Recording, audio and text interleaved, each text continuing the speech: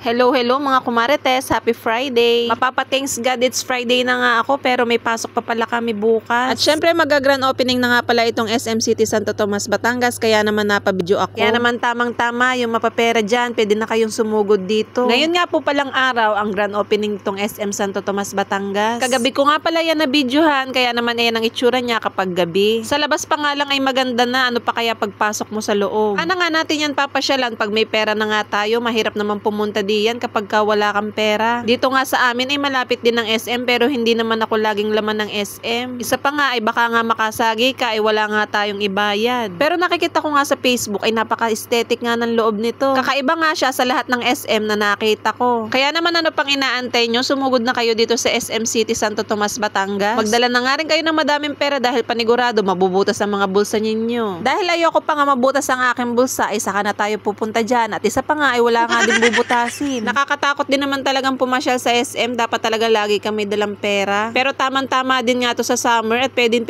ang tambayan dahil fully aircon. Kaya naman ayan, tamang video na nga lang muna ako dito sa labas ng SM. At yun lang naman mga kumarites ang aking kaganapan kagabi. Fast forward nga ay kinauna nga ako ng aking darling at nandito na nga ako sa bahay. Syempre alam ko nananawa na kayo sa aking routine dahil paulit-ulit lang naman. Kung kayo ay nananawa ay ano pa kaya ako? Kahit ako'y nananawa ay wala naman akong choice. Kaya naman wala rin kayong magagawa, wala rin kayong choice kundi manood. Pero kung ayaw nyo naman skip nyo na lang. Marami pa namang video na pwedeng panoodin dyan. At syempre pagkapasok ko nga sa loob ng bahay ay magpapalit nga lang ako ng damit at magtatanggal ng aking mga alganas. Ang hirap din talaga maging vlogger at talaga naman kailangan magaling ka din maging direktor. Alam mo dapat ang intro at pasok ng iyong camera. Pero syempre natutuwa naman ako dahil madami nga ako natututunan sa aking pag-vlog. Kahit hindi pa nga tayo kumikita dito sa stream ads ay okay lang. Pasasaan ba't dadating din ang panahon ay magkakaroon din tayo ng viral video. Syempre pag may nag-viral na isa dyan ay boom, sama-sama na lahat. Kahit naman kasi walang kita dito sa Facebook ay natutuwa naman din talaga akong mag-vlog. O siya, bago ang lahat ay magsasaing na nga ulit tayo. Apat na gata nga ulit yung aking isasaing para kadamay na ulit yung aming hapunan. Buti na lang din talaga at yung nabili kong bigas sa aking kapatid ay hindi panisin, kaya naman kahit abutin ng hapon ay hindi napapanis. Paubos na nga lang din yung aming bigas pero hindi pa nga bayad. Ay hayain na, 40 days naman ang bayaran noon. At pagkatapos ko nga magsaing ay pinaglalagay ko na nga itong mga pinaghimpilan ko kahapon dahil nga natiktikan na nga ito. Dahil mamaya ay marami na naman tayong hugasin. Ngayon pa nga lang ay marami na nga akong nakikitang hugasin sa lamesa. Dahil yung aking magama nga ay nag-almusal kaninang umaga ay yung mga pinagkainan nila ay naandito nga sa lamesa. At papaspasan ko na nga itong paghuhugas ng pinggan para nga wala na akong nakikitang kalat. Yung pinagkainan lang naman nila ngayong umaga ang aking uhugasan. At pagkatapos ko na nga maghugas ng pinggan ay kinuha ko na nga itong aming uulamin. Ito pa nga pala yung bigay ng aking biyanan na tilapia, ngayon ko nga lang maluluto. At nilagyan ko na nga din ng gilid sa gitna para mamaya nga ay luto pati loob. Ang gagawin ko nga lang palang luto dito sa tilapia ay ilalagay nga natin sa aluminum foil. Lalagyan nga lang pala natin to ng magic sarap.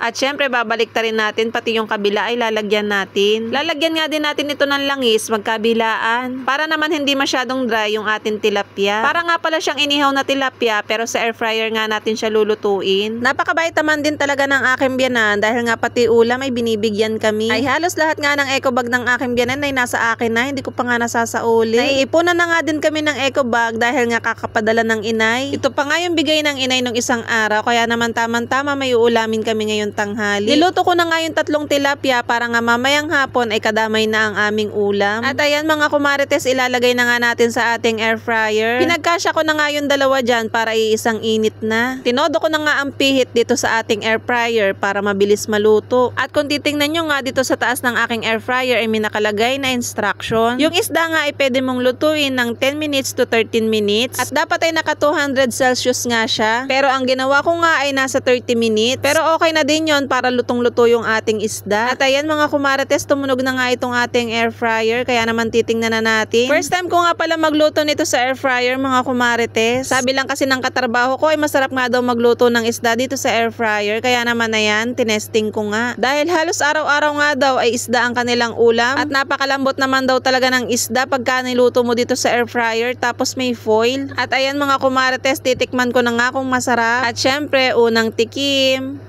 Ay, biglang nalaki ang mata niyan. In fairness naman mga kumarites, malasa yung isda natin dahil nga nilagyan nga natin ng magic sarap. At malasa nga din yung loob niya mga kumarites. Tamang sausawan nga nito ay toyo mansi na may sili tapos may sibuyas pa. At ito na nga ang ating inihaw na tilapia sa air fryer. Bukas naman kaya, ano na naman kayang iluluto nating ulam. At yun lang naman mga kumarites ang ganap-ganapan natin for today's video. Bye!